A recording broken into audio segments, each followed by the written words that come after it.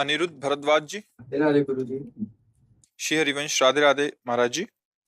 महाराज जी, अभी मैं कॉलेज में पढ़ रहा हूँ। महाराज जी, हमारी जनरेशन बहुत ज्यादा गलत कामों में लगी है और गर्लफ्रेंड बॉयफ्रेंड बनाना एक ट्रेंड सा चल गया है और बचपन के दोस्त भी गलत रास्तों पे चल चुके हैं और साथ रहने के कारण कभी कभी मेरा मन बहुत ज्यादा डिस्टर्ब हो जाता है, जबकि श्री जी कृपा से आज तक कुछ गलत कार्य नहीं हुआ।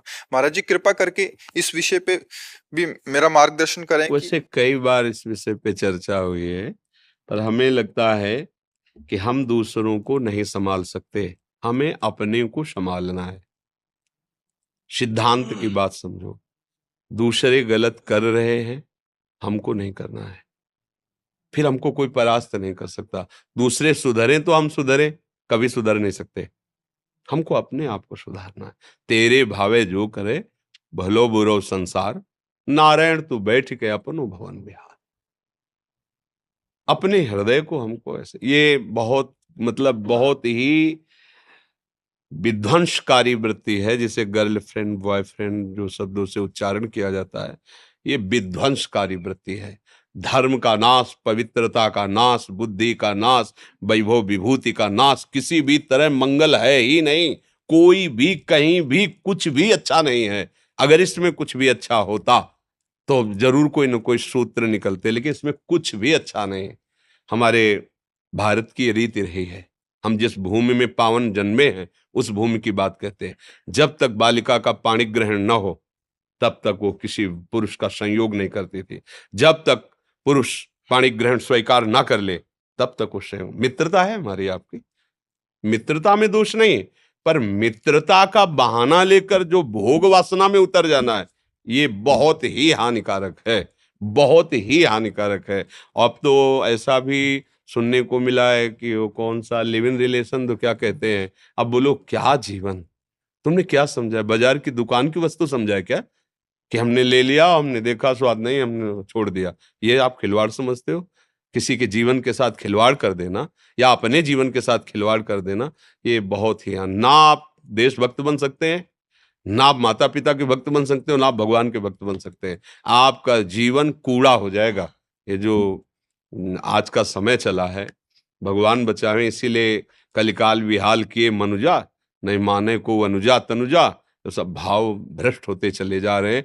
जहां हमारी सुरक्षा होनी चाहिए वहीं हम अपने आप का नाश कर रहे हैं। वैसे उचित यही है कि अपने को संभालने की चेष्टा करो, दूसरों को प्रणाम करो, ऐसे लोगों का संग मत करो। दोस्त बनाना, हम कह रहे हैं पूरे विश्व को दोस्त बना सकते हैं। कबीरा खड़ा बाजार में सबसे पूछत खैर, अपनी सबसे दोस्ती नहीं किसी से बैर। सब मेरे भगवत स्वरूप मित्र हैं, सबको प्यार, सबको दुलार, सबको सुख पहुंचाने की भावना। लेकिन जहां दूसरे से सुख लेने की भावना में मित्रता का नाटक किया जाता है, वहां नाश प्रकट हो जाता है। नाश शब्द, वो तुम्हारे संयम का नाश, तुम्हारी इंद्रियों की पवित्रता का नाश, तुम्हारी बुद्धि का नाश, सर्वनाश कर देता है। और नए बच्चे जिससे जुड़े ना, तो उन्होंने बताया हमारे समय में तो ऐसा था ही नहीं। ये मोबाइल नहीं था, गर्लफ्रेंड बॉयफ्रेंड ये तो शब्द ही नहीं थे, शब्द ही नहीं। और सच्ची कहते हैं, गांवों का ऐसा पवित्र जीवन कि 10 12 14 वर्ष तक तो उनको यही पता नहीं रहता था कि स्त्री पुरुष का कोई ऐसे व्यवहार भी होते। खेल रहे, नहा रहे, कूद रहे, ऐसा पवित्र। अब 8 10 वर्ष का बच्चा मोबाइल का पूरा इंजीनियर है, वो पूरी सब बातें जा। आज तक मोबाइल चलाना नहीं आया, जीवन में कोई मोबाइल नहीं रखा, आज भी नहीं है। तो बहुत संभलो, बहुत कलयुग का प्रभाव बढ़ रहा है। मोबाइल के द्वारा गंदी बातें देखने की सुविधाएं हो गई हैं, और दोस्तों के द्वारा तो टॉर्चर किया जाएगा। हमारे दोस्त लोग हमको ऐसा, फिर तो मुझे लगता है कि ऐसी दोस्ती तो नहीं है, ऐसा व्यवहार तो ठीक नहीं है। अच्छा, आज आपसे दोस्ती हुई, वो आगे एक शब्द और बता रहे थे, और रोक देने को क्या कहते हैं? दोस्ती दोस्ती को रोक देने को क्या कहते हैं?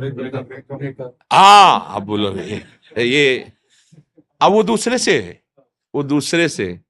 अगर आप अपनी शास्त्रीय भाषा में इस व्यवहार को घुमा के पूछो तो क्या कहोगे? अगर घुमा के पीछे बैक में आओ और महापुरुषों के वचनों से पूछो, तो अगर वो शब्द उच्चारण करेंगे ना, तो ऐसे चोट लगेगी आपके हृदय में कि कितना गिरा हुआ शब्द कहा जा रहा है। इसको क्या कहते हैं जानते हो? पीछे के शब्दों में शास्त्रों में पढ़ लेना। आज जिसे तुम खिलवाड़ समझ रहे ना, इससे ब्रेक किया, क्या ब्रेकअप, हाँ ब्रेकअप, और दूसरे से फिर मित्रता, फिर उससे, फिर तीसरे से, फिर चौथे से। तो अब हम क्या उस शब्दों को बोले? आप लोग अपने मन और बुद्धि को डांट नहीं सकते हो? इतने गंदे आचरण कर रहे हो। जब आप गृहस्थी में जाओगे तो आपकी क्या निष्ठा होगी? रोज अलग अलग होटल से भोजन मंगाओ, फिर एक रसोई में तुम 1 महीना खा के दिखाओ हमें, नहीं खा पाओगे। चाहे जितना अच्छा भोजन बने, मन कहेगा कि आज होटल से लाओ, आज ब्रजवासी वाले होटल से लाओ, कल उस ढाबा से लाओ, क्योंकि दुष्ट रसेंद्री ये चंचल हो गई। फिर अन्य इंद्रियां जिनको आप चंचल कर रहे हो, फिर क्या होगा? फिर जीवन व्यर्थ हो जाएगा।